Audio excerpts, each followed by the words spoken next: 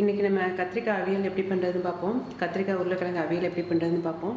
இது இட்லி, தோசை, அவசரத்துக்கு சப்பாத்தி கூட ரொம்ப நல்லாயிருக்கும். இது வந்து 2 கத்திரிக்காயும் ஒரு உருளைக்கிழங்கும் கட் பண்ணி ஒரே மாதிரி கட் பண்ணி தண்ணியில் போட்டிருக்கேன். கருத்து போயிருந்ததுனால தண்ணியில் போட்டிருக்கேன். ஒரு தக்காளி. இதெல்லாம் அரைக்கிறதுக்கு வந்து ஒரு பாதி வெங்காயம் மட்டும் எடுத்துக்கலாம். இன்னொரு பாதி வெங்காயம் வதக்கிறதுக்கு எடுத்துக்கலாம். இது 3 வெள்ளைப்பூடு 3மே அரைக்கிறதுக்கு தான். ஒரு 8-10 பீஸ் தேங்காய், கொஞ்சம் நிலக்கடலை. நீங்கள் நிலக்கடலை வேணாலும் எடுத்துக்கலாம், இல்லாட்டா பொட்டுக்கடலை, முந்திரி பருப்பு இது மாதிரி எதுனாலும் எடுத்துக்கலாம். சோம்பு 1 ஸ்பூன். வரமிளகாய் வந்து நான் 1 தான் வச்சுருக்கேன். இதை வந்து காரம் ரொம்ப குறைச்சி, நீங்கள் காரம் கூட வேணுன்றவங்க இன்னும் 2 இல்லாட்டா 3 சேர்த்துக்கலாம். இது தாளிக்கிறதுக்கு கடுகு 1/2 ஸ்பூன், சீரகம் 1/2 ஸ்பூன். இதோட கருவேப்பிலை, மல்லியெல்லாம் எடுத்துக்கோங்க. 1/2 ஸ்பூன் எண்ணெய் ஊற்றிருக்கேன். அதில் நிலக்கடலையை போட்டு வறுத்துக்கலாம். அது இது வந்து பாதி வறுபட்டு வரும்பொழுது சோம்பு மற்றதெல்லாம் போடலாம். இப்போ கலர் கொஞ்சம் மாறிடுச்சு. இப்போ சோம்பு போட போகிறேன்.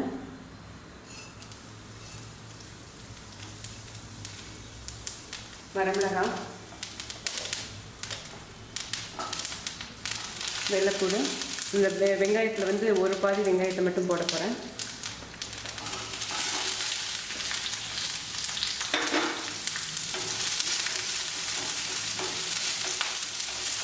இப்போ தேங்காயும் போட்டுருவோம்.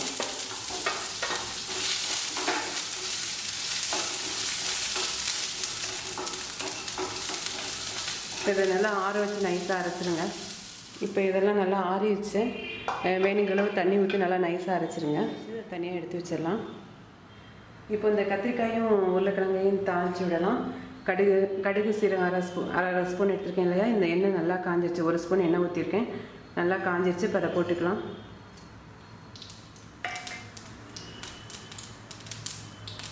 இப்போ இந்த வெங்காயத்தையும் கருவேப்பிலையும் போட்டுக்குவோம்.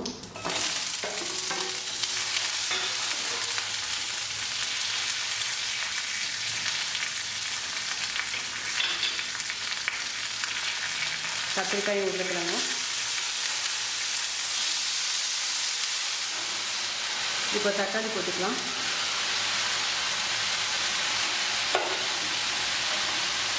இப்போ ஒரு டம்ளர் தண்ணி ஊற்ற போகிறேன் வேக வைக்கிறதுக்கு. இப்போ வந்து நீங்கள் உப்பும் போட வேண்டாம், மசாலையும் அரைச்சி வச்சுருக்க மசாலையும் இப்போ ஊற்ற வேண்டாம். இப்போ வந்து உப்பு போட்டிங்கன்னா காய்கறி சீக்கிரம் வேகாது. அதனால் இப்போ நல்லா மூடி வச்சு ஒரு 7 இல்லாட்டா 8 நிமிஷத்துக்கு நல்லா கொதிக்க வச்சுருங்க.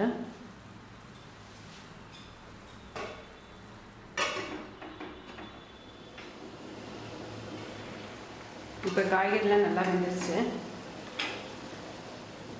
இப்போ வேணுங்கிற உப்பு போட்டுக்கலாம்.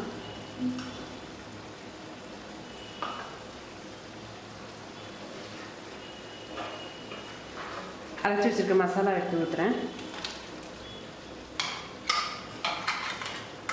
இது வந்து நிலக்கடலை சேர்த்துருக்கிறதுனால கொதிக்கும் போது கெட்டியாக வந்துடும். அதனால் தண்ணி நீங்கள் நல்லா எவ்வளோ சேர்த்து அரைக்கணுமோ அவ்வளோ சேர்த்து அரைச்சிக்கலாம்.